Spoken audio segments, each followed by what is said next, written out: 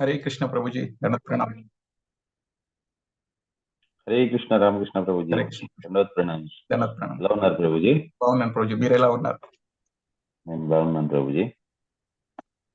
మీరు ఇనిషియేషన్ తీసుకున్నారా ప్రభుజీ? తీసుకోలేదు ప్రభుజీ, తీసుకుంటాను. అది హరే కృష్ణ ప్రభుజీ. ఉంది, ప్రాసెస్ లో ఉంది. మీరు దీనికి వెళ్ళారా ప్రభుజీ? టూర్కి వెళ్ళారా మీరు? వెళ్ళలేదు ప్రభుజీ, వెళ్ళలేదు. యాక్చువల్ గా మీరు మీలాంటి వాళ్ళు ఎలిజిబుల్ ప్రభుజీ. మీరు అది ప్రభు కూడా చెప్పారు. అది తెలంగాణలో. అవును ప్రభుజీ, యాక్చువల్లీ నేను అది బృందావన్ యాత్రలో ఉన్నాను, యాక్చువల్లీ వెళ్ళేవాడిని. Okay okay okay. సో మీలాంటి వాళ్ళు యాక్చువల్గా ఎలిజిబుల్, మాలాంటి వాళ్ళకంటే కూడా. లేదు ప్రభుజీ. అంటే మీరు ఏకాదశి మహాత్మ్యము అంతా కూడా మీరు చెప్తూ ఉంటారు అండ్ ప్రాపర్ గా పాటిస్తారు. సో రెగ్యులేటివ్ ప్రిన్సిపల్స్ అవి సో మీరు తీసుకుంటే బాగుండేది. అంటే ఈసారి కూడా లాస్ట్ మూమెంట్ లో తెలిసింది మనకి అవును ప్రభుజీ, ఇనిషియేషన్ కోసం అని. అంటే గురు మహారాజ్ వస్తారని ఎక్స్పెక్ట్ చేయలేదు వాళ్ళు. అవును. సో గురు మహారాజ్ ది ఆరోగ్యం రీత్యా ప్రెడిక్ట్ చేసేదానికి కుదరట్లేదు. లాస్ట్ మూమెంట్ లో తెలిసింది ఇనిషియేషన్ కోసం అని తీసుకుంటున్నారని. ఎనీవే, సో నేను కూడా సంభవం అసలు ఇది లిస్ట్ అవంతా నేను తీసుకొని డివోటీస్ తో నేను యాక్చువల్ గా మాట్లాడాలి, ఎవరెవరైతే ఇనిషియేషన్ తీసుకోగలరు అనేది. లిస్ట్ తీసుకొని వాళ్ళకి కాన్స్టెంట్ టచ్ లో ఉండాలి. సో దట్ నెక్స్ట్ అవకాశం వచ్చినప్పుడు వీళ్ళందరికీ కూడా తెలుగు, అట్లీస్ట్ తెలుగు లాంగ్వేజ్ నుంచి వీలైనంత మందికి ఇనిషియేషన్. ఈసారి తప్పకుండా తీసుకుంటాను ప్రభుజీ, నెక్స్ట్ టైం.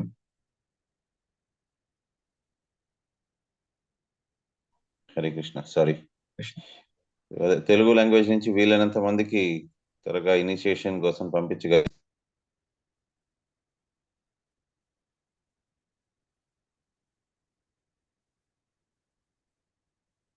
లేకపోయిందా భగవద్గీత కానీ టీచింగ్ లో కానీ ఏదో ఒకటి సర్వీస్ లో ఉన్నారు చాలా మంది.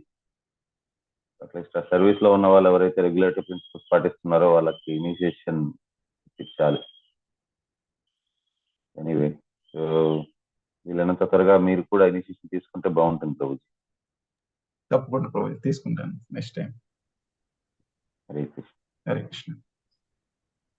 పేరు పేరున ప్రతి ఒక్క భక్తులు దయచేసి నన్ను ఆశీర్వదించండి. సో దట్ సరైన వాక్యాలు సరైన సమయానికి సరైన ఉద్దేశంతో వచ్చేలాగా ఈరోజు నా గురువు గారైన హిజ్ హోలీనెస్ జయప్రతాప్ మహారాజుల వారు మరియు నా పరమ గురువు అయిన హిజ్ డివైన్ గ్రేస్ అభయ చరణ భక్తి వేదాంత స్వామి శ్రీల ప్రభుపదుల వారు నా చేత మేరాన్ని పలికిస్తారు, నేను అంత మేరాన్ని పలుకుతాను. ఓం అజ్ఞాన తిమిరాంధస్య జ్ఞానాంజన శలాకయ చక్షుర్మిలితం యేన తస్మై శ్రీ గురవే నమః. శ్రీచైతన్య మనోభీష్టం స్థాపితం येन భూతలే స్వయం రూపః కదా మహ్యం దదాతి సుపదాంతికం. हे कृष्ण करुणा सिंधु दीन बंधु जगतपते गोपेश गोपिकांत राधा कांत नमस्ते तप्त कांचन गौरांगी राधे वृंदावनेश्वर वृषभानुसुते देवी प्रणमामि हरिप्रिय. वाञ्छाकल्पतरुभ्यश्च कृपा सिन्धुभ्य एव च पतितानां पावनेभ्यो वैष्णवेभ्यो नमो नमः. नमः ओं विष्णुपादाय कृष्णपृष्ठाभूतले श्रीमते जयपताक स्वामिन् इति नामिने. नमो आचार्यपादाय निताय कृपताय गोरखदामोदाय नगरग्रामोदाय. नमः ओं विष्णुपादाय कृष्णपृष्ठाभूतले श्रीमते भक्ति वेदांत स्वामी निति नामिने. नमस्ते सरस्वती देवे गौरवाणी प्रचारिणी निर्विशेष शून्यवादी पाश्चात्य देशकारिणी. श्री कृष्ण चैतन्य प्रभु नित्यानंद श्री अद्वैत गदाधर शिवास्तुति गौर भक्त वृंद. हरे कृष्ण कृष्ण कृष्ण हरे हरे, हरे राम राम राम हरे. ప్రభుజీ మీరు ఇప్పుడు బృందావనంలోనే ఉన్నారా, వచ్చేసారా? వచ్చేసాను ప్రభుజీ. ఓకే, వచ్చేసారు. ఎవరైనా ఒకవేళ బృందావన్కి వెళ్ళేలాగుంటే దయచేసి కొద్దిగా రాధాకుండ నీళ్లు అండ్ బ్రజ్ మట్టి, ఎక్కడదైనా పర్వాలేదు, కొద్దిగా మట్టి, బ్రజ్ మట్టి అండ్ కొద్దిగా రాధాకుండ నీళ్లు ఎవరైనా ఒకవేళ మీకు వీలైతే ఎవరైనా వెళ్ళగలిస్తే, లేకపోతే మీకు తెలిసిన వాళ్ళు వెళ్తే కొద్దిగా అది నా కోసం తెప్పించగలిస్తే నేను మీకు రుణపడిపోయి ఉంటాను. షూర్ ప్రభుజీ, నేను పంపించే ఏర్పాటు చేస్తాను మీకు. ఒకవేళ ఎవరైనా ఉంటేనే ప్రభు, కొద్దిగా చాలు, కొద్దిగా.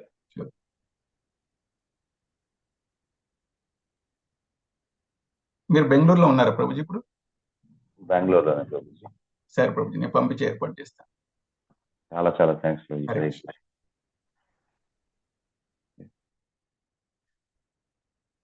ఓం నమో భగవతే వాసుదేవాయ. ఓం నమో భగవతే వాసుదేవాయ. ఓం నమో భగవతే వాసుదేవాయ. ఓం నమో భగవతే వాసుదేవాయ. ఓం నమో భగవతే వాసుదేవాయ. ఓం నమో భగవతే వాసుదేవాయ.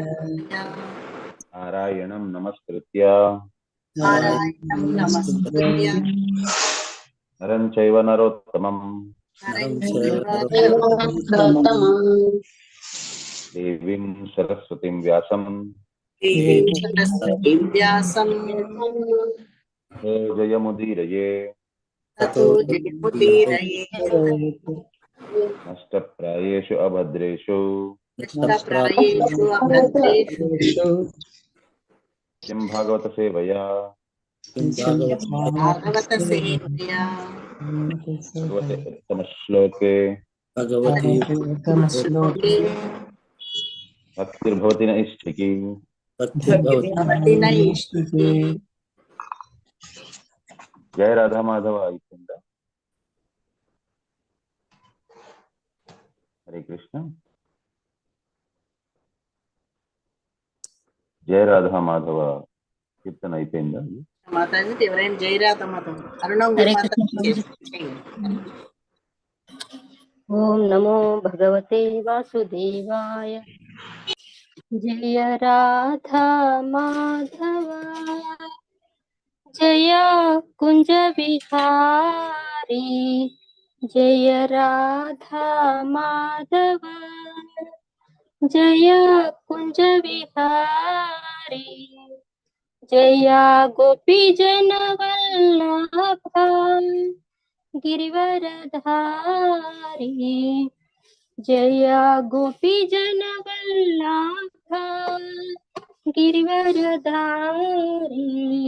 జయ యశోదనందన వ్రజ జన రంజన.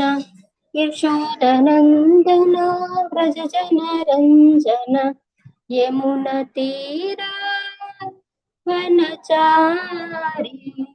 యమున తీరా వనచారి.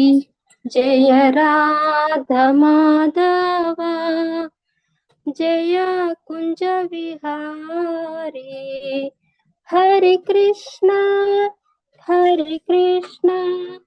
కృష్ణ కృష్ణ హరి హరి. హరే రామ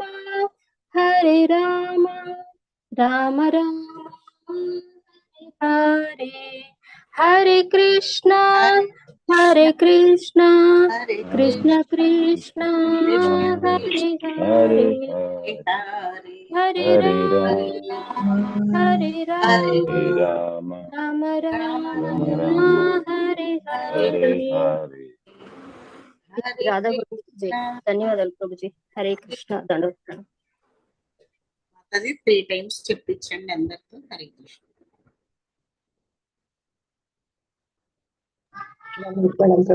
ధన్యవాదాలు ప్రభుజీ. హరే కృష్ణ.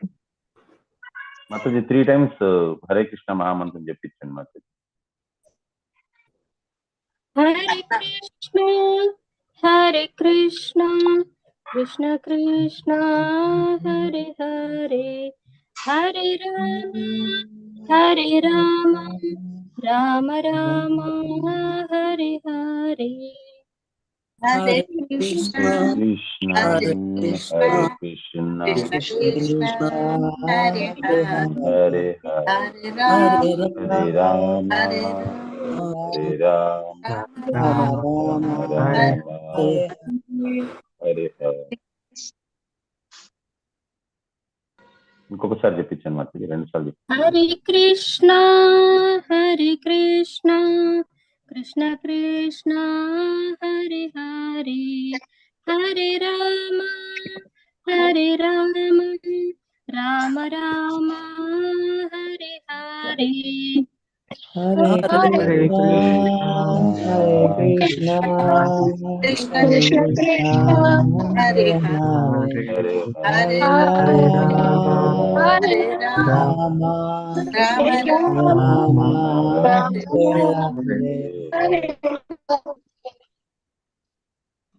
హరే కృష్ణ. హరే కృష్ణ. ధన్యవాదములు మాతాజీ. హరే కృష్ణ ప్రభు. హరే కృష్ణ ప్రభుజీ, ప్రణామాలు. హరే కృష్ణ ప్రతి ఒక్క భక్తుడికి మీరందరూ అర్పించిన నమస్కారాలన్నింటినీ నా గురువు గారి యొక్క పాదాల దగ్గర నేను అర్పిస్తున్నాను. 3వ స్కందం 20వ అధ్యాయం. ఇప్పుడు ఏది 18వ శ్లోకము కదా. అవును ప్రభుజీ 18th చేయాలి ప్రభుజీ. హరే కృష్ణ.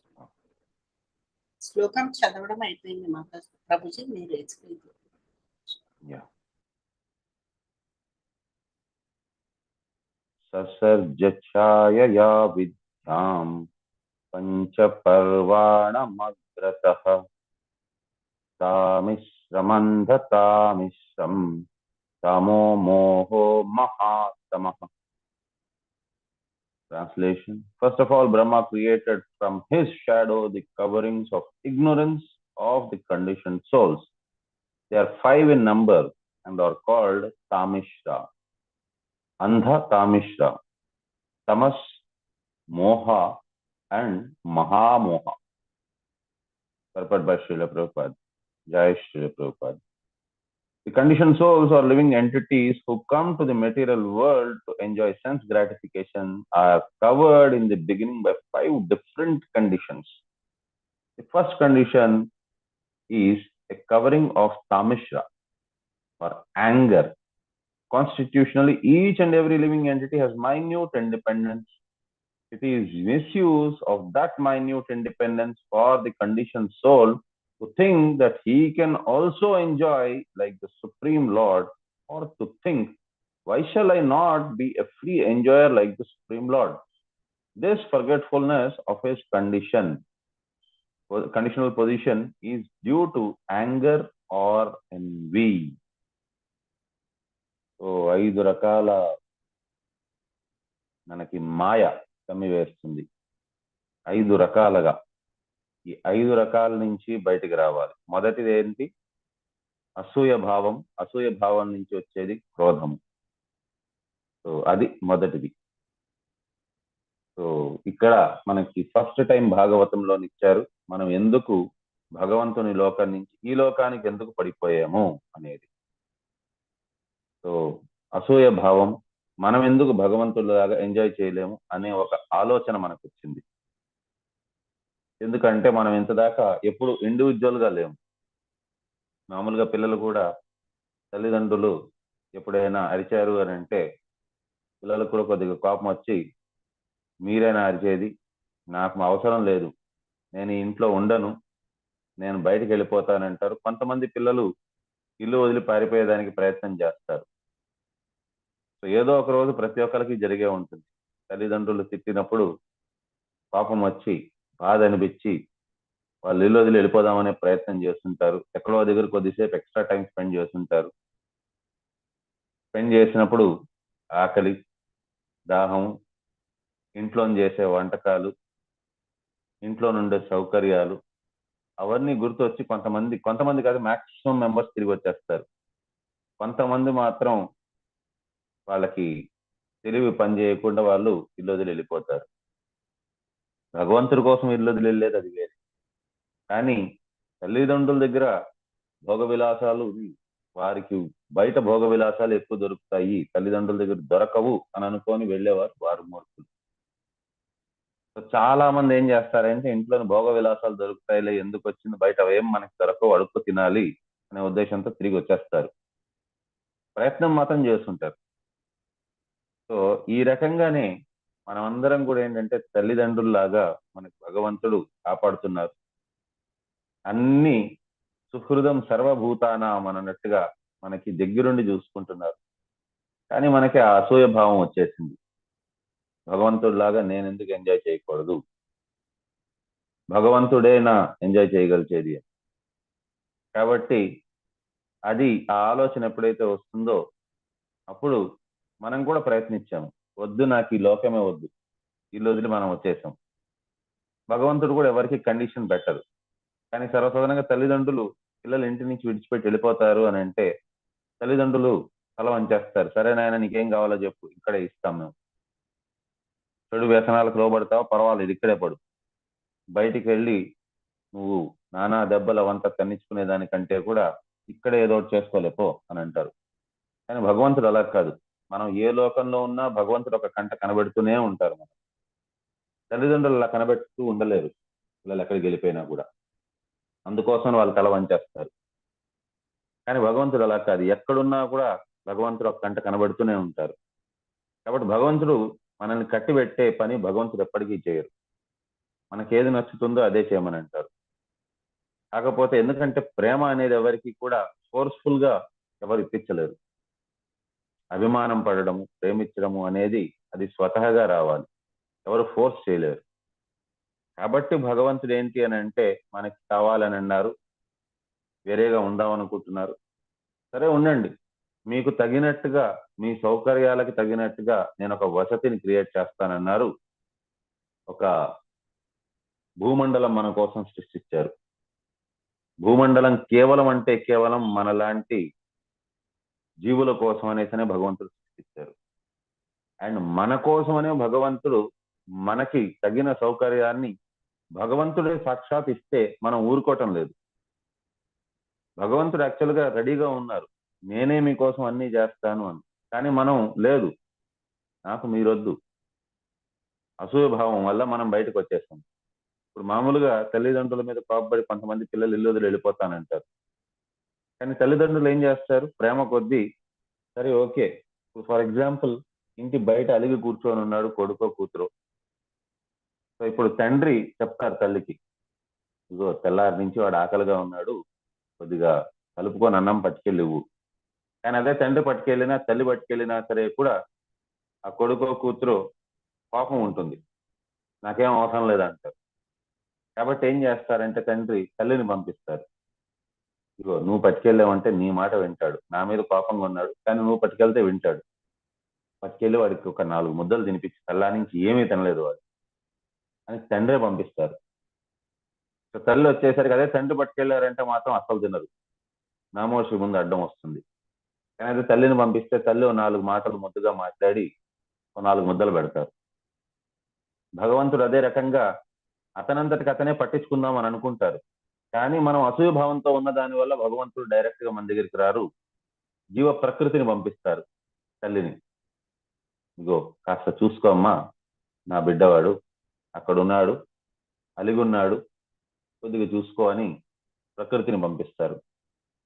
కానీ అదే ఎవరైతే భూలోకంలో ఉంటూ కూడా భగవంతుడికి సమర్పితులైపోతారో, స్వామి నాకు మీరు తప్పించి వేరే వాళ్ళు ఎవరూ లేరు, నాకు మీరే కావాలి, నాకు ఓ 4 ముద్దలు అన్నం పెట్టాలన్నా లేకపోయిందా బ్రతికే తీరు నాకు చూపించాలన్నా అది మీరే చూపించాలి, నేను మాటికి నేనే చేసుకోలేను, మీరు ఇంకెవరిని పంపించద్దు అని అంటే అటువంటి వారికి భగవంతుడు భగవద్గీతలో కూడా చెప్పేశారు, అటువంటి వారికి మాత్రం వహామి అహం, అటువంటి వారికి మాత్రం నేనే వహిస్తాను ఆ రెస్పాన్సిబిలిటీని అని. ఎందుకంటే భగవంతుడికి అందరికంటే ప్రియాతి ప్రియమైన వారు భక్తులు. భక్తుల కోసమనే వారు ఉండేది. తండ్రికి కూడా ఎన్నో పనులు ఉండొచ్చు, ఎన్నో ఉద్యోగాలు చేస్తూ ఉండొచ్చు, ఎన్నో చేస్తూ ఉండొచ్చు, కానీ వారి పిల్లల కోసమనే తండ్రి ఏది చేసినా కూడా వారి పిల్లలు సంతోషంగా ఉండాలి అని. సో అదే ఆ పిల్లలు కానీ తండ్రికి పట్ల భక్తి భావంతో సమర్పిత భావంతో ఉన్నారు అని అంటే ఆ తండ్రి ఆ పిల్లల్ని ఖచ్చితంగా దగ్గరుండి చూసుకుంటారు. అదే రకంగా భగవంతుడు మాత్రం అటువంటి భక్తులు ఎవరైతే సంపూర్ణంగా సమర్పించబడి ఉన్నారో భగవంతుడికి, ఎన్ని కష్టాలు వచ్చినా ఎన్ని ఇబ్బందులు వచ్చినా ఏదున్నా సరే కూడా భగవంతుడు ఉన్నారు అనే నమ్మకంతో ఉన్నారని అంటే వారికి మాత్రం భగవంతుడు ఖచ్చితంగా వారికి ఏది అవసరమో అన్నీ చూసుకుంటారు. కలియుగంలోని ఆ రకంగా సంపూర్ణ సమర్పిత భావం ఉండేవారు చాలా అరుదు. కానీ అదే మీరు చూశారు అని అంటే మాయాపూర్ లేక బృందావన్, పూరి ఇటువంటి ధామాల్లో నుండే వారందరూ కూడా భగవంతుని ద్వారా ఎంపిక చేయబడిన వారు. ఎందుకనంటే వారికి సంపూర్ణ సమర్పణ భావం ఉన్నది. వారు ఎన్నో జన్మలుగా వారు భగవంతుడికి సమర్పితులై ఉన్నారు.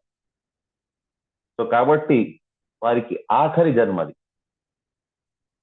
ఎవరెవరైతే బృందావనంలోనున్నారో, లేక ఎవరెవరైతే మాయాపూర్ వాస్తవ్యులు ఉన్నారో, లేకపోయిందా ఎవరెవరైతే పూరీ ధామం యొక్క వాస్తవ్యులు ఉన్నారో, వారందరూ కూడా భగవంతుని ద్వారా ఎంపిక చేయబడిన వారు. అందుకోసమనే మనకి నెక్టర్ ఆఫ్ డివోషన్ లోని మోస్ట్ ఇంపార్టెంట్వి 64 కళల్లోంచి 5 ఇంపార్టెంట్వి చెప్పారు రెస్పాన్సిబిలిటీస్. అందులోని మథురావాసం ఒకటి, జపం ఒకటి, మథురావాసం ఒకటి. సో మథురావాసం అంటే కేవలం మథురా నగరంలో మాత్రమే ఉండాలని కాదు, ఏదో ఒక ధామంలో. సో దాంట్లోనే ప్రయత్నంగా మనం అక్కడ ఉండలేము, మనకు అక్కడ అర్హత లేదు. అర్హత ఉన్నా సరే కూడా ఆ ఇష్టం మనం చూపించాం, ఎందుకంటే అక్కడ సౌకర్యాలు ఉండవు. అది భక్తి ప్రదేశం, అక్కడ అది ఇల్లు కాదు. అది మనకి ఇంట్లోనేంటి అని అంటే వేళకి భోజనం, అన్ని వసతులు, చలికాలంలోని మనకి గీజర్ వేడివేడి నీళ్లు, ఎండాకాలంలోని ఎయిర్ కండిషనర్, మనకి కారు, అవన్నీ ఫెసిలిటీస్ ఉంటాయి. బృందావన్, మాయాపూర్, పూరి ధామంలోని ఒక భక్తుడుగా మనం వ్యతిసించాలంటే ఇవే ఉండవు. మనకి ఏది దొరికితే దాన్ని తినాలి. మనం చల్లటి నీళ్లతోని, గంగా నీళ్లతోని, లేక యమునా నది నీళ్లతోని, లేక సముద్ర స్నానం వాటితోని మనం స్నానం చేసుకోవాలి. గీజర్లు ఏమి ఉండవు. కాబట్టి మనకేంటంటే అంత ఎక్కువ ఇంట్రెస్ట్ మనం చూపించకపోవచ్చు అక్కడే ఉండేదానికి.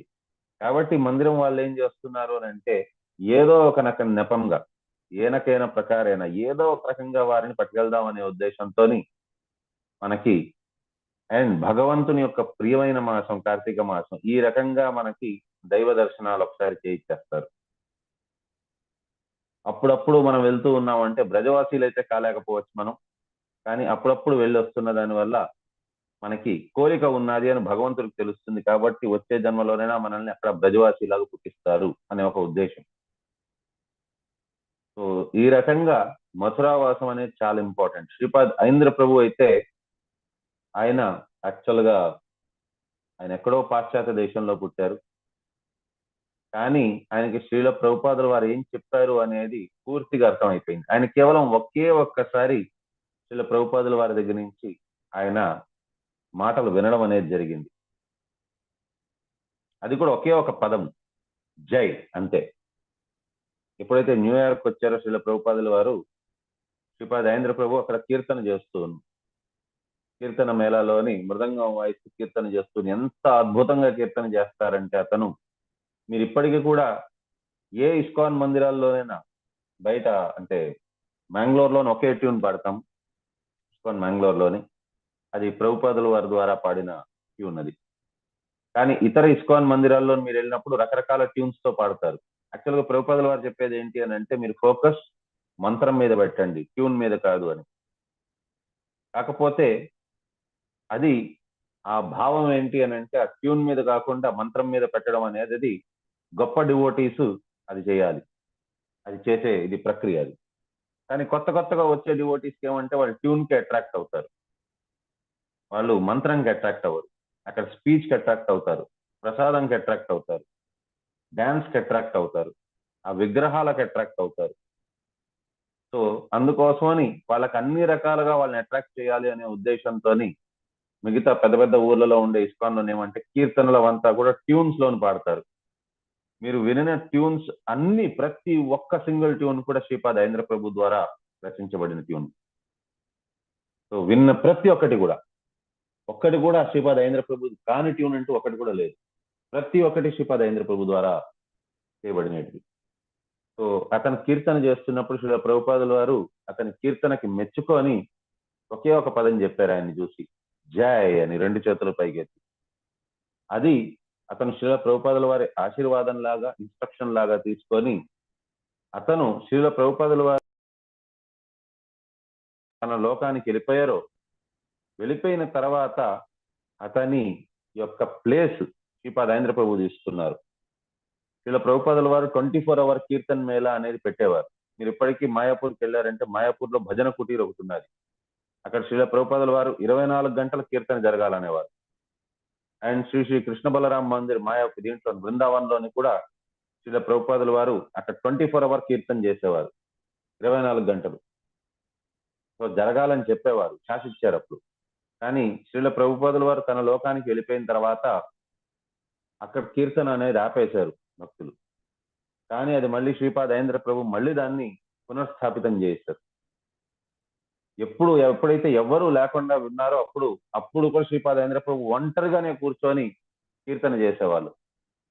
సో అతను హార్మోనియం వాయించేవారు, కానీ కర్తాలు కూడా ఎవరైనా వాయిస్తే బాగుండేది, కానీ ఇంకెవ్వరు ఉండేవారు కాదు. కాళ్ళకి గజ్జలు కట్టుకొని కాళ్ళని కూడా కింద భూమి మీద తడుతూ ఆయన ఇది హార్మోనియం వాయిస్తూ కీర్తన పాడేవారు. సో ఆ టైంలో ఎప్పుడైతే ఎవరు ఉండేవారు కాదో అప్పుడు అక్కడ గ్రామ వాస్తవ్యులు ఎవరో ఒకరు వచ్చి కూర్చొని కీర్తనలో కూర్చున్నారంటే వారికి మృదంగం ఇచ్చేవారు, మీరు మృదంగం వాయించండి అని. వారు చెప్పేవారు, నాకు మృదంగం వాయించడం రాదు స్వామి అంటే, పర్వాలేదు మీకు ఎలా వచ్చో ఠక్ ఠక్ ఠక్ ఎలా వచ్చో అలాగే కొట్టండి కానీ వాయించండి. సో కీర్తన జరుగుతోంది, మీరు కూడా కీర్తన పాడండి అని. ఈ రకంగా ఆయన శ్రీల ప్రభుపాదుల వారి యొక్క కోరికని ఆయన దగ్గర 2200 శాలగ్రామ శిలాల్ని అతను పూజ చేసుకునేవారు. ఇప్పటికీ కూడా శ్రీ శ్రీ కృష్ణ బలరాం మందిర్ బృందావనంలో మీరు వెళ్ళారు అని అంటే శ్రీపాద్ ఐంద్ర ప్రభు యొక్క రూమ్ ఉంటుంది. అప్పటి కాలంలో ఏసీలు అవేమి ఉండేది కాదు, చలికాలంలో విపరీతమైన చలి ఉంటుంది, ఎండ. సో ఇంత దీంట్లోని కూడా అతను ఏంటి అని అంటే స్టిల్ భగవంతుని సంతృప్తి కొరకు అతను ఏం చేసేవారు అని అంటే ఆ దీనికోసమని అతను భగవంతుని కోసమని సంతృప్తి కోసమని భగవంతుడి కోసం ఏసీ పెట్టించారే గాని అతని కోసం మాత్రం ఎప్పటికీ కూడా ఏసీయే పెట్టుకోలేదు. ఎప్పటిదాకా అయితే అతను లేరో అప్పటిదాకా విగ్రహాల కోసం ఏసీ పెట్టించారు. కానీ ఎప్పుడైతే అతను నిద్రించేదాని కోసం వచ్చేవారో అప్పుడు ఏసీ స్విచ్ ఆఫ్ చేసేసేవారు. ఆ రకంగా అతను పెట్టుకున్నారు. ఒకసారి శ్రీ శ్రీ నితాయ్ శశినందన్, సో అతని విగ్రహాలు ఒక్కొక్క విగ్రహాలు లేకపోతే శాలగ్రామాలు కూడా ఆయనకి రావడం అనేది భగవంతుడే కోరుకున్నారు అతని దగ్గరికి రావాలని. ఒకసారి ఎప్పుడో ఒక కీర్తన మేళ, ఒక బస్సులోని కీర్తన మేళ వారు వచ్చారు బృందావన్కి. వచ్చి నితాయ్ సచిసుత సో వారి విగ్రహాలను తీసుకొని వచ్చారు. తీసుకొని వచ్చి బస్సు అది యాక్సిడెంట్ అయింది. యాక్సిడెంట్ అవ్వగానే అందరూ అందులో ఉండే భక్తులందరూ కూడా ఆ బస్సు నుంచి దిగారు, వారి దీనికి వెళ్ళిపోయారు వారు. కానీ లోపల మాత్రం నితాయ్ సచిసుత విగ్రహాలని అలాగే ఎండలోని వేడిలోనే అలాగే ఉంచేశారు, వారిని పట్టించుకోలేదు. యాక్సిడెంట్ అయితే జనాలకి ఏ రకంగా అయితే యాక్సిడెంట్ అయిందో భగవంతుడు ఉండే వెహికల్ కూడా యాక్సిడెంట్ అయిందంటే భగవంతుడికి కూడా ఇబ్బంది అయినట్టుగానే. మరి భగవంతుడి విగ్రహాలను కూడా తీసుకెళ్ళాలి, వారు సాక్షాత్ అక్కడ ఉన్నవారు, అంతేగాని ఏదో బొమ్మలు కావాలి. కానీ వారు ఏం చేశారని అంటే ఆ విగ్రహాలను అందులోనే బస్సులోనే ఆ వేడిలోనే అలాగే ఉంచేసి భక్తులందరూ మాత్రం వెళ్ళిపోయారు. ఇది ఎప్పుడైతే తెలిసిందో హిస్ గ్రేస్ ఐంద్ర ప్రభుకి, అతను వెళ్ళి ఆ విగ్రహాల్ని వెంటనే తన కక్షానికి తీసుకొని వచ్చి వారికి అభిషేకం చేశారు, చల్లబరిచారు, వారికి భోగం నైవేద్యం పెట్టి అతని కళ్ళలో నీళ్లు కారిపోయింది, భగవంతుని ఎవరు అలా వదిలేసి వెళ్ళిపోయారు అని. వారికి విగ్రహాలకి సేవలు చేసుకుంటూ అతను ఆ రకంగా నితాయ్ శచిసుత విగ్రహాలు అతని దగ్గరకు వచ్చాయి. అండ్ ఈ విగ్రహాలకు అతను సేవ చేసుకుంటున్నారు. చాలా రోజుల తర్వాత అప్పుడు వచ్చారంట భక్తులు వచ్చి, మేము ఇక్కడ బస్సులోని పెట్టేసి ఉంచేసాం, మర్చిపోయాం ఆ విగ్రహాల్ని, మా విగ్రహాలు మాకు తిరిగి ఇస్తారా అని. సో చైతన్య మహాప్రభు, నిత్యానంద మహాప్రభు కూడా వెళ్ళాలని లేదు, ఇతనికి కూడా శ్రీపాద ఐంద్ర ప్రభు కూడా వారిని తిరిగి పంపించాలని లేదు. అతను క్లియర్ కట్ గా చెప్పేశారు, నేను ఇవ్వను, మీరు వాళ్ళకి గౌరవించలేదు కాబట్టి నేను తిరిగి ఇవ్వను అని. ఇంకా వాళ్ళు కూడా ఏమనకుండా వెళ్ళిపోయారు. సో ఈ రకంగా నితాయ్ శచిసుత విగ్రహాలకి తన సమర్పణ భావనతో ప్రతి ఒక్క రోజు సేవ చేసుకుంటూ అతని ఎంత గొప్ప భక్తులంటే ఆఖరికి ఆ ఊర్లో ఉండే ఒక దోమని కూడా ఆయన బయట పంపించేదానికి ఆయనకి ఇష్టం లేదు. ఒకసారి కారులోని ఏదో పని మీద ఢిల్లీకి వెళ్లాల్సి ఉందండి. ఢిల్లీకి వెళ్దామని అనుకుంటే లోపల దోమ వచ్చింది కారులోని. ఆయన దోమని తరిమేస్తున్నారంట బయటకి, కిటికీ తలుపు తెరిచి బయటకు తరిమేదానికి ప్రయత్నం చేస్తున్నారు. డ్రైవర్ అన్నారంట, అవును సార్ ఏం చేసేది, దోమలు ఇక్కడ ఎక్కువ అయిపోయాయంటే అప్పుడు ఆయన అన్నారంట, నేను దోమలు ఎక్కువయ్యాయి, దోమలు నన్ను ఇబ్బంది పెడుతున్నాయి అనే ఉద్దేశంతో కాదు, ఇది బృందావనంలో ఉండే దోమ. ఈ బృందావనంలో ఉండే దోమ బృందావనంలోనే ఉండాలి, బయటికి వెళ్ళకూడదు. ఎందుకనంటే శరీరం త్యాగం చేసింది అని అంటే భగవంతుడి లోకానికి వెళ్తుంది, లేకపోతే కనీసం మానవ జన్మ వస్తుంది దీనికి, అది కూడా బృందావన వాస్తవ్యులు. వీరిని బయటకు పంపించడం అనేది సరైనది కాదు అని ఆ దోమను అందుకోసం మళ్ళీ అక్కడే పంపించేస్తారు బృందావనంలోని. అండ్ బృందావనంలోని ఏదైనా ఒక చెట్టు ఆకు కిందన రాలిపోయి పడిపోతే ఆకుల్ని జాగ్రత్తగా పుస్తకాల్లో పెట్టుకునేవారు. ఎందుకంటే ఇది బృందావనం యొక్క మొక్కల యొక్క ఆకు ఇది, కాబట్టి చాలా చాలా పవిత్రమైనటివి అని చెప్పని అంత భక్తి ఉండేది అతనికి. అండ్ ఆఖరికి అతనికి ఏంటి అని అంటే అతని రూమ్ లోని అగ్గి అంటుకున్నది ఒకసారి. సో జూలై మంత్ లోని 2010లో అనుకుంటాను. సో రూమ్ లోని అగ్గంటుకొని అతని సౌండ్ ప్రూఫ్ రూమ్ అయిపోయింది అయింది. ఆయన మాట్లాడేది బయటకు వినిపించటం లేదు. తలుపు తీద్దామని అనుకున్నారు, తలుపు ఓపెన్ కావటం లేదు. కిటికీ తలుపు తీద్దాం అనుకున్నారు, కిటికీ తలుపు కూడా ఓపెన్ కాలేదు. రూమ్ లోపల పొగంతా నిండిపోయింది. ఇంకా అతను అలాంటి సమయంలోని కూడా అదే ఏంటి అని అంటే ఇంకా ఆయనకు అర్థం అయిపోయింది, ఇంకా ఆయన శరీరం ఎక్కువ కాలం ఉండలేరు, ఇంకా అయిపోయింది, ఆయన సమయం దగ్గరికి వచ్చిందని. ఆయన రూమ్ అంతా తగలబడిపోయింది కానీ ఆయనకేమీ కాలేదు. అండ్ అంటే ఆయనకేం కాలేదంటే ఆయన శరీరానికి ఏం కాలేదు, ఆయన పోయారు, ప్రాణం అయితే విడిచిపెట్టేశారు, కానీ ఆయన శరీరం కాలలేదు. అలాగే నితాయ్ సచిసుత విగ్రహాలకు కూడా ఏమీ కాలేదు. అండ్ అక్కడ 2200 పైన ఉండే శాలిగ్రామాలు కూడా ఏమీ కాలేదు. కానీ మిగతావన్నీ కూడా కాలిపోయాయి, పొగ బాగా కమ్ముకున్నది. అయినప్పటికీ కూడా ఆయన అండ్ అలాంటి పరిస్థితుల్లో ఎప్పుడైతే పొగ నిండిపోయి ఉన్నదో రూమ్ లోని ఎవరు కూడా బోర్లా పడుకోలేరు, చాలా ఇబ్బంది అయిపోతుంది. ఎందుకనంటే వారికి ఊపిరి పీల్చుకోవాలి, ఊపిరి దొరకదు. కానీ అయినా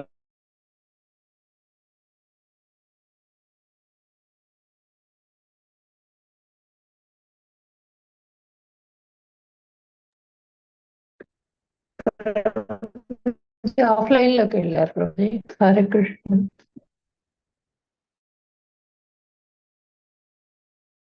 ఓకే, హరే కృష్ణ, సారీ.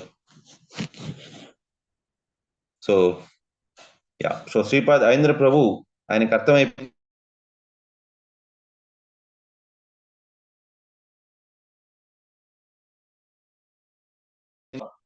ఆయన ఏంటి అని అంటే సాష్టాంగ ప్రణామం చేస్తూ నిత్యానంద మహాప్రభుకి, చైతన్య మహాప్రభుకి సాష్టాంగ దండవత్ ప్రణామాలు చేస్తూ అటువంటి టైంలోని బోర్లా పడుకొని అంటే పొట్ట బలం మీద పడుకొని ఉండడం అనేది అసంభవం.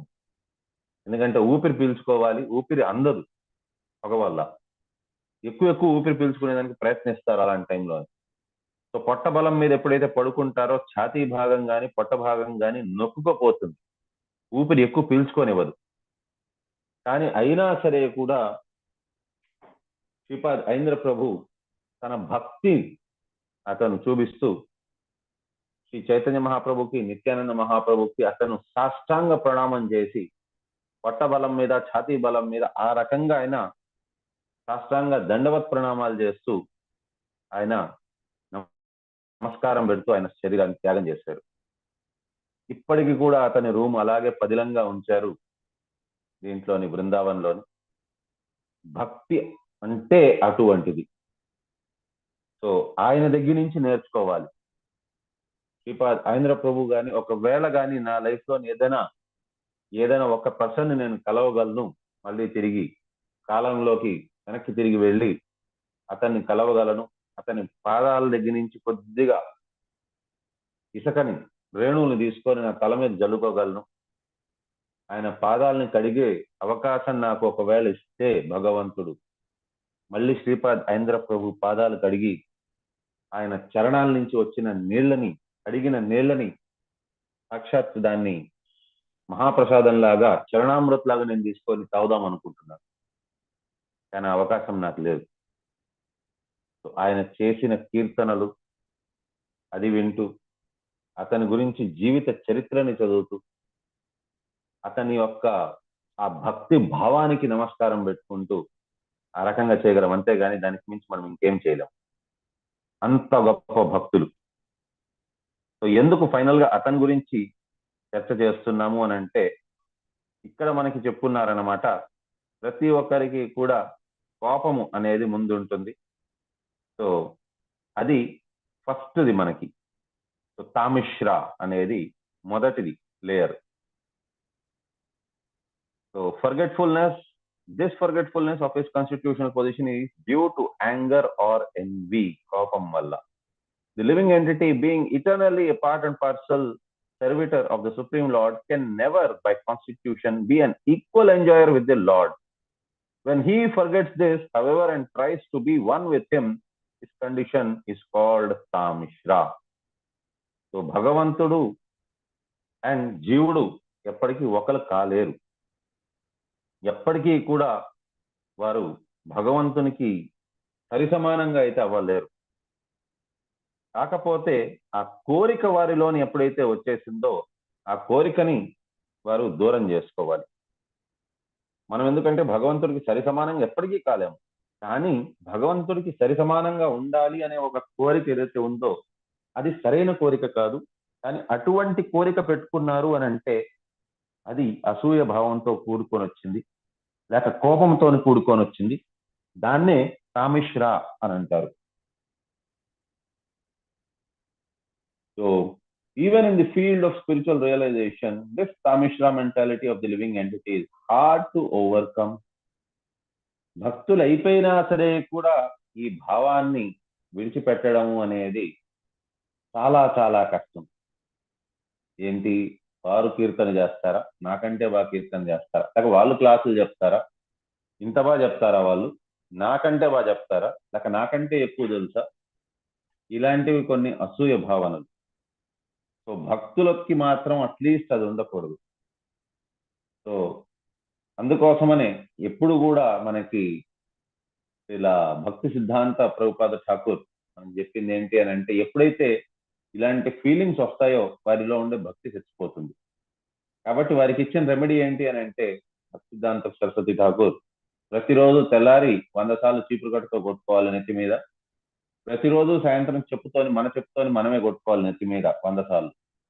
ఈ రకంగా చేస్తూ ఉంటే మనలో ఉండే అహంకారం మెల్లిమెల్లిగా పూర్తిగా పోకపోవచ్చు, కానీ మాక్సిమం బయటికి వెళ్ళిపోతుంది అని.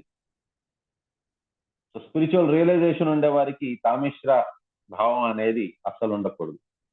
In trying to get out of the entanglement of the material life, there are many who want to be one with Supreme. Even in the transcendental activities, this low grade mentality of tamishra continues. So భగవంతుడితోని ఒకటైపోవాలనే ప్రయత్నం చేస్తారు. So ఆ రకంగా మోక్షం కోరుకుంటారు. ఆ రకంగా కోరుకోవడం అనేది కూడా ఒక రకంగా తామిశ్రమే. ఎందుకంటే భగవంతుడితోని ఒకటైపోవడం అని అంటే భగవంతుడితోని మనం అంటే భగవంతుడికి సమానంగా అయిపోవడం, అది ఎప్పటికీ అవ్వదు. అది భగవంతుడికి సమానం భక్తులు ఎప్పటికీ కాలేదు. మనం ఎప్పటికీ భగవంతుని దాసులమే. Andhatamishra involves considering death to be the ultimate end. So అంధతామిశ్ర, తామిశ్రము అని అంటేనే కోపం, అజ్ఞానం. అంధతామిశ్ర అని అంటే ఇంకా అంధకారంలో. సో జీవుడికి ఎప్పుడైతే వారికి ఇంకా ఏది కనిపించదో, ఇంకా వారికి అజ్ఞానానికి చరమసీమ అది. ఏంటి అని అంటే చావే అన్నిటికీ ఫుల్ స్టాప్ అని అనుకుంటారు. The atheists generally think that the body is the self and that everything is therefore ended with the end of the body. So ఇవాళ రేపు చాలా మంది చెప్తూ ఉంటారు, ఉండేది ఒకే లైఫ్, ఒకే జీవితం ఉండేది, దాన్ని పూర్తిగా జీవించండి, లివ్ లైఫ్ కింగ్ సైజ్. ఎందుకు? we live only once. మూర్ఖంగా మాట్లాడతారు, జ్ఞానం లేకుండా మాట్లాడతారు. కాబట్టి వారు అదే అనుకుంటారు. సో ఎప్పుడైతే ఒకే జీవితం ఉన్నదని అనుకుంటారో అలాంటప్పుడు ఆత్మ అనే కాన్సెప్ట్ ని వాళ్ళు మర్చిపోయినట్టే, తెలియనట్టే. సో ఆత్మ అనే కాన్సెప్ట్ లేదు అని అంటే శరీరం అనే కాన్సెప్ట్ ఉంటుంది. శరీరం అనే కాన్సెప్ట్ ఉన్నది అని అంటే స్వార్థం ఉంటుంది, అసూయ ఉంటుంది.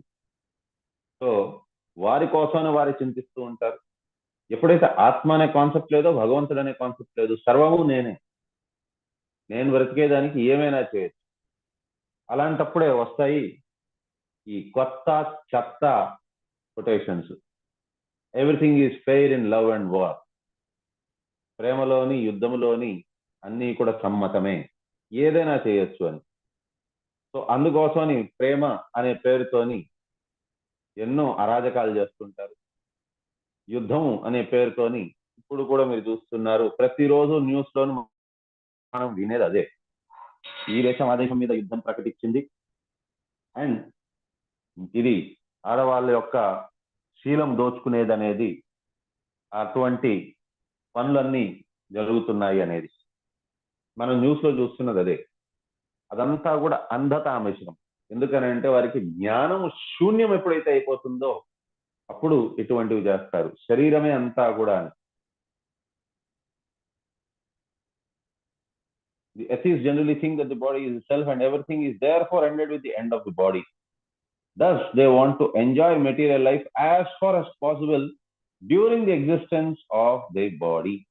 వారు శరీరంతో ఉంటుండగానే వారు దాన్ని ఎంజాయ్ చేశారనుకుంటారు, వీలెంత ఎంజాయ్ చేశారనుకుంటారు. Their theory is as long as you live, you should live prosperously.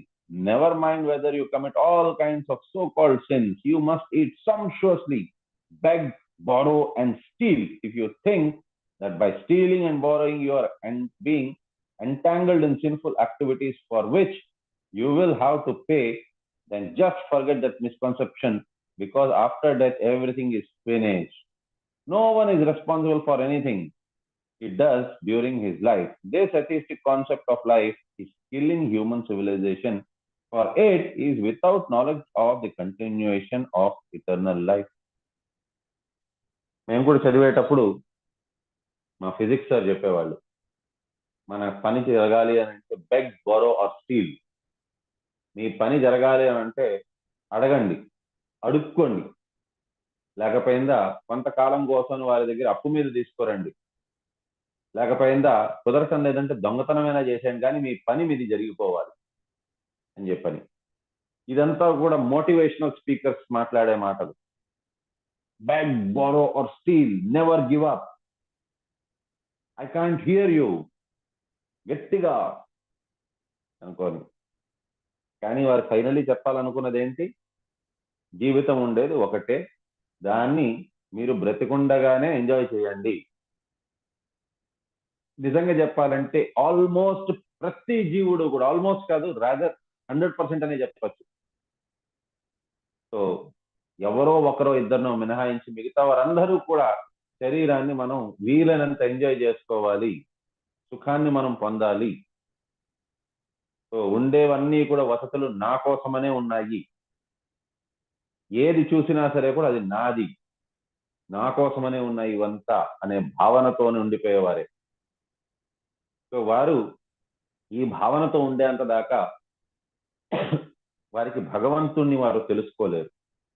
ఎందుకంటే శరీరం కాన్సెప్టే తెలుసుకోలేరు. వారు శరీరం కాదు, వారు ఆత్మ అనే విషయం తెలుసుకోనిది అందరినీ సరిసమానంగా చూడలేరు. ఎప్పటిదాకైతే అందరినీ సరిసమానంగా చూడలేరో భగవంతుడి మీద భక్తి అనేది రాదు.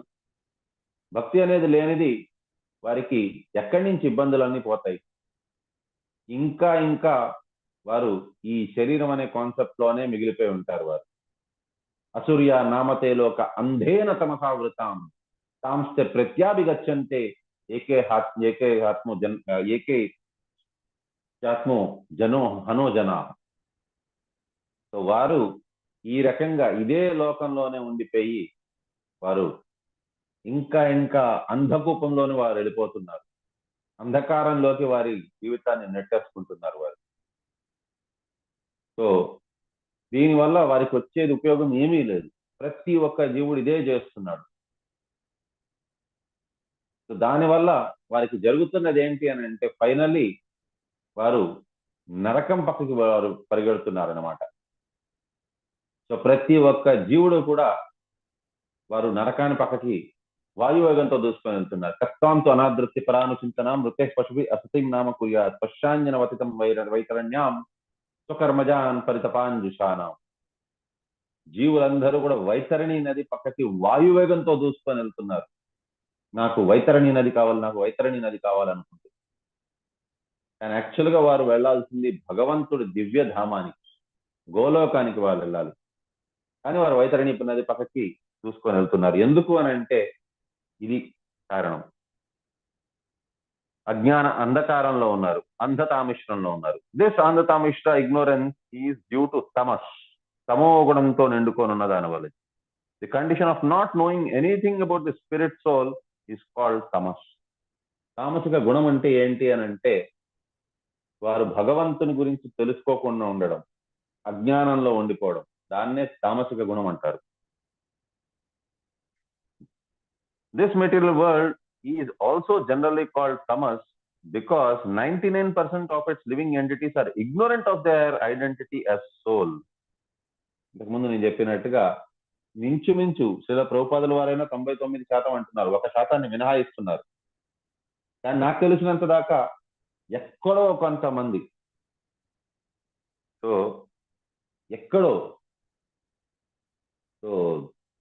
బ్రహ్మాండే భ్రమితే కోనో భాగ్యవాన్ జీవ్, బ్రహ్మాండం మొత్తం తిరిగిన తర్వాత ఎక్కడో కోనో భాగ్యవాన్ జీవ్, ఎవరో భాగ్యవంతులు. గురు కృష్ణ కృపపై భక్తిలత బీజ్, గురు కృష్ణ ఇంకా సాధువుల యొక్క కృప వల్ల వారికి భక్తిలత బీజం అనేది వచ్చింది. మిగతా వారందరూ వారే శరీరం అనే కాన్సెప్ట్ తోనే ఉండిపోయారు. కాబట్టి శిల ప్రభుపాదుల వారైనా 99% అంటున్నారు. కానీ యాక్చువల్గా చెప్పాలని అంటే శ్రీ చైతన్య మహాప్రభు చెప్పిన దాని ప్రకారంగా కోనో భాగ్యవాన్ జీవ్ అంటున్నారు, ఎక్కడో ఉన్నారు కొంతమంది. సో ఈ రకంగా అందరూ కూడా అంధతామిశ్రంలోనే ఉన్నారు. Ignorant of their identity as soul, వారు శరీరం కాదు, వారు ఆత్మ అనే కాన్సెప్ట్ చాలా తక్కువ మందికి తెలుసు. Almost everyone is thinking that he is the body, he has no information of the spirit soul. Guided by this misconception one always thinks this is my body and anything in relationship with this body is mine. For such misguided living entities, sex life is background of material existence. అందుకోసమే మనకి దీంట్లోని చెప్తున్నారు దైవాసుర సంపద్ విభాగ యోగంలోని కామోపభోగార్థం అంటే వారికి ఏంటి అని అంటే కామము అనేదే వారి జీవితం యొక్క పరమ లక్ష్యం. ఎప్పటిదాకా? అంతకాలం దాకా వారికి కామమే కావాలి. సో జీవితంలోని వారు ఈ శరీరాన్ని సుఖపెట్టుకోవడమే వారి యొక్క పరమ ఉద్దేశం అని అనుకుంటారు. Actually, the conditioned souls in ignorance in this material world are simply guided by sex life, and as soon as they get the opportunity for sex life, they become attached to so-called home, motherland, children, wealth, and opulence. As these attachments increase, moha or the illusion of the bodily concept of life also increases. మోహం అనేది ఎక్కడి నుంచి వస్తుంది అని అంటే వారు శరీరం అనే కాన్సెప్ట్ నుంచి వారికి తామిశ్రం, కోపము, అంధతామిశ్రం, అక్కడి నుంచి వారేంటి అని అంటే జీవితం ఒకటే, మనం ఈ శరీరం అనే కాన్సెప్ట్ తో ఉండిపోతారు. అక్కడి నుంచి వాళ్ళకి శరీరం మీద వారికి వ్యామోహం పెరిగి ఈ శరీరం వల్ల వచ్చే సుఖాలని మాత్రమే వారి జీవిత లక్ష్యంగా పెట్టుకొని అక్కడి నుంచి స్టార్ట్ అవుతుంది నా దేశము, నా మనుషులు, నా వారు, నా భార్య, నా పిల్లలు, నా అనేది అక్కడ స్టార్ట్ అవుతుంది. సో అక్కడ ఏదైతే స్టార్ట్ అవుతుందో అది వారిని ఏ రకంగా అయితే ఒక ఇనప వస్తువుకి ఏది బయటదేది పాడు చేయదు, దాంట్లోనే ఉండే ఆ చిలుము, ఆ తుప్పు పట్టేది అదే దాన్ని పాడు చేస్తుంది.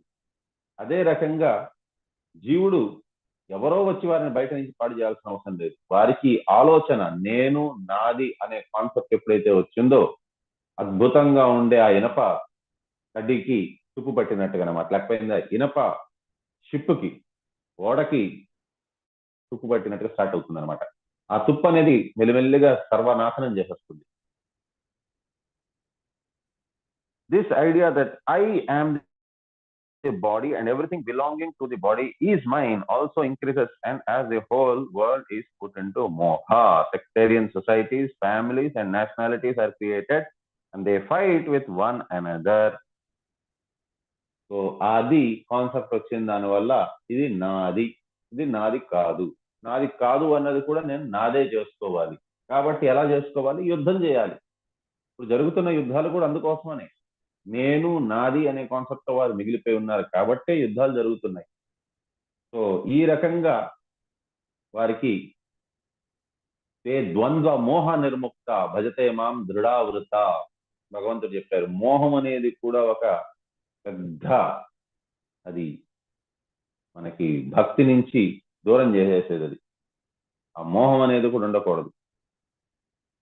వీత రాగ భయ క్రోధ. సో రాగము మోహం అనేది మనం విడిచిపెట్టుకోవాలి. సో ఈ రకంగా మనకి నాశనం అయిపోతూ ఉంటారు జీవులు. So mahamoha means to be mad after material enjoyment. సరే, మోహం అనేది కామం నుంచి జన్మిస్తుంది, కానీ మహామోహ అనేది కూడా ఒకటి ఉన్నది. మహామోహ అంటే వారు ఈ మోహంలోని అంధులైపోతారు. ధృతరాష్ట్రుల వారు లాగా. ధృతరాష్ట్రుల వారు మోహం అనేది ఉండింది. మోహం అనేది ఎక్కడి నుంచి వచ్చింది? కోపం నుంచి. సో మెల్లిగా ఆ మోహం అనేది మహామోహం అయిపోయింది. దానివల్ల అదికి ఏది సరైనది ఏది సరైనది కాదు అనే ఆలోచన ఆయన మనసు నుంచి తొలగిపోయింది. Especially in the age of Kali, everybody is overwhelmed with the madness to accumulate paraphernalia of material enjoyment. These definitions are very particular, definitions are very nicely given in Vishnu Purana, wherein it is said, Tamo viveko mohasyad antah karana vibhramaha mahamohastu vigneyo gramya bhoga sukshaisana మరణం హి అంధ తామశ్రాం క్రోధ ఉచ్యతే అవిద్య పంచప్రవిశ పరాద్భుత మహాత్మనః. ఇది విష్ణు పురాణంలో చెప్తున్నారు. ఈ రకంగా మనిషి నాశనం అయిపోయేదానికి కారణాలు చెప్తున్నారు. అందుకోసమే మీరు చూడండి, ఎవరైనా ఏదైనా అఘాయిత్యం చేశారంటే వాళ్ళ తల్లిదండ్రులను అడిగారని అంటే, మీ కొడుకు ఇలా చేశాడంట అంటే తల్లిదండ్రులు ముందు వచ్చేస్తారు మహామోహం వల్ల. లేదు లేదు లేదు, మా కొడుకు అలా చేయడు, ఎప్పటికీ చేయడు. మేము కదా వాడిని పెంచింది, నాకు తెలుసు, నా కొడుకు అలాంటి వాడు కానే కాదు, ఎప్పటికీ చేయలేడు ఇలాగా అని చెప్పని వాళ్ళు వకాలత్ చేయడం స్టార్ట్ చేస్తారు. లేదు లేదు, వీరు మంచివారే, వారు మంచివారే. బయట కోర్టులు అన్నీ కూడా ఎంత ప్రూవ్ చేయలేండి వాళ్ళు చేసింది పాపమే అని, కానీ అయినా సరే కూడా చాలా మంది ప్రూవ్ చేయనివ్వరు. ఎందుకు అనేది వారి మనసు నమ్మదు. ఎందువల్లంటే మహామోహం వల్ల. వారు నేర్పించిన గుణగణాలే ఇటువంటివి. చెడు నేర్పించారు. చిన్నప్పుడు మనందరం కూడా కథ వినే ఉంటాం. ఒక పిల్లాడు దొంగతనం చేస్తూ ఉంటాడు, దొంగతనం చేసి వాళ్ళ తల్లికి తెచ్చిస్తూ ఉంటాడు. వాళ్ళ తల్లి ఎప్పుడూ కూడా కాదు అని అనదు. ఒకరోజు ఏదో పెద్ద దొంగతనం చేస్తాడు. దొంగతనం చేసిన తర్వాత పోలీసులు వాళ్ళని పట్టుకుంటారు. పద జైలుకి అని అంటే, ఒక్క నిమిషం నేను నా తల్లికి ఒక విషయం చెప్పాలంటాడు. అప్పుడు వచ్చి తల్లి చెవి గట్టి కొరుకుతాడు. నేను మొదటిసారి దొంగతనం చేసినప్పుడే నన్ను ఆపుంటే నేను ఈరోజు ఇంత పెద్ద దొంగన అయ్యేవాడిని కాదు అని. యాక్చువల్గా తల్లిదండ్రులు అవ్వడం అనేది చాలా పెద్ద రెస్పాన్సిబిలిటీ. ఎందుకనంటే మనం ఎవరెవరికైతే ఆదర్శము, పిల్లలకి తల్లిదండ్రులు ఆదర్శం, వారికి మంచి విషయాలు నేర్పించగలుగుతారు, భక్తి గురించి నేర్పించగలుగుతారు. లైఫ్ ను వారు గోల్ ని వారు రీచ్ అయినట్టుగా. అండ్ అదే లైఫ్ లోని ఇంకా ఎంత పెద్దవాళ్ళు అవుతున్నారో దానికి తగినట్టుగా వాళ్ళకి ఫాలోవర్స్ ఉంటారు. ఎంత ఎక్కువ మంది ఫాలోవర్స్ ఉంటారో వారందరికీ కూడా, వారందరి పట్ల కూడా రెస్పాన్సిబిలిటీ ఉంటుంది వీరికి. కాబట్టి వీళ్ళు ఇంకా రెస్పాన్సిబుల్ గా ఉండాలి. భక్తి అనేది వీలైనంత మందికి నేర్పించాలి. భక్తి అనేది నేర్పించగలిస్తేనే వారి జీవితంలో సార్థకత వచ్చినట్టుగా.